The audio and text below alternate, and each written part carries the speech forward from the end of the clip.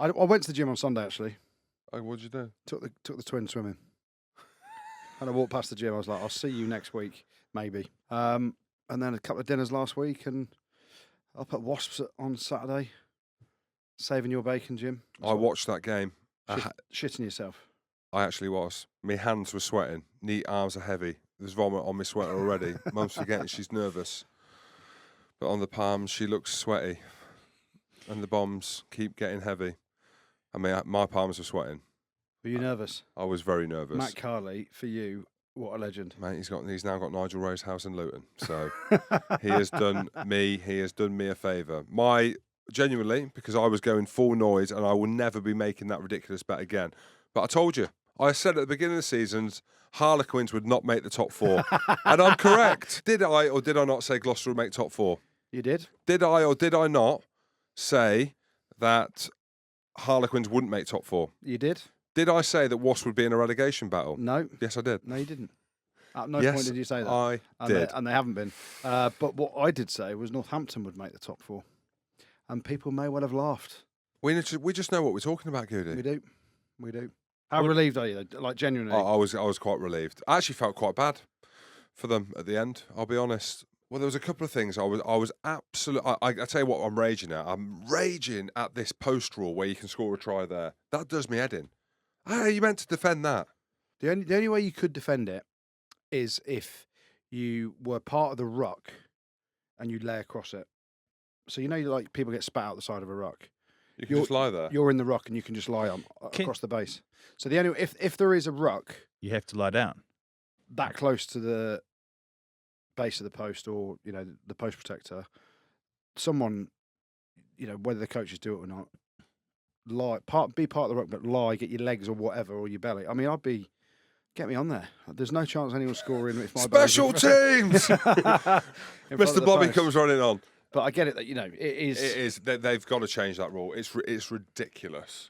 It was probably a law that was brought in before the post protectors got so big. When actually the post protectors used to be very thin, so it was probably on the same line pretty much as the goal line. Now there's a yard difference or half a yard difference because of the depth and the size of the advertising post protectors now. So yeah, they've got to take it out. Or I don't know what they've got to do about it. I don't know, but I was watching it. So Danny Kerr scores that try, and literally there is momentum all the way with Quins. I'm thinking, here we go, and I'm watching it in a cafe in New York. I was sweating. I was out the night before, absolutely dying. Anxiety, beer fear levels were high, and I was thinking, oh my word, they're going to win this. And then they obviously get the penalty in halfway. And I actually thought he was going to kick to touch because their driving maul was so good. And then Lang's taken it on halfway, tried to move it forward. And then the ref, he knew there was Nigel's house in it. If a big call came, he's decided to go all in, taken the house and moved him back. And he has missed the kick by a midgie's ball hair, hasn't he?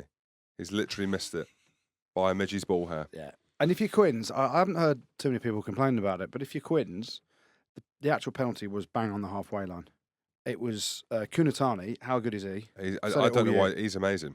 I mean, Guzzi should have put him in the team earlier in the season. But anyway, Kunatani's made the tackle. Collier's gone over the top on the halfway line. The penalty is, for me, slap bang on the halfway line, in which, if he puts the ball down on the halfway line, I've got a feeling that goes over. Yeah. But the 1 yard difference, and I remember kicking at the Rico. Didn't miss many, but I remember it was a long kick.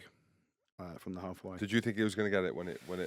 I don't know. Cause it was probably yes, because I just I don't know Langy's range. It's not someone that I watch kick regularly.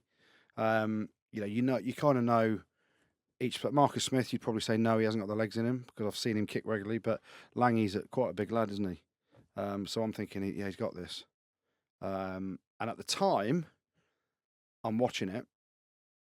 I've got understanding the other games. Bath were losing, and I'm thinking, little part of me would love to see Marler's face tattooed on Jim's arse, but the majority of me, the biggest part of me, wanted Wasps to obviously win that to finish. Would have finished 7th because Bath were losing at the time, and then if La Rochelle finished in the top 6 in France, Wasps would have got Champions Cup rugby next year, but they didn't because Bath got the try in the last minute. It just shows how amazing the Premiership is this year. Here's one for you. How bad is it the Wasps didn't make Champions Cup? Yeah, it is, and it's they've only got themselves to blame in terms of their form. Minute details, and every team could say this in the Premiership this year because there are games that they should have won that they didn't win. The biggest one, Bath are in the Champions Cup. Wasps aren't in the Champions Cup. You go back a couple of weeks, 15 minutes to go away at Bath. Wasps had a 10-point lead, I think it was, and then they lose the game and give away, the points in that, and Bath get a bonus point victory at the end. And that's at small margins of the difference across the whole Premiership this year.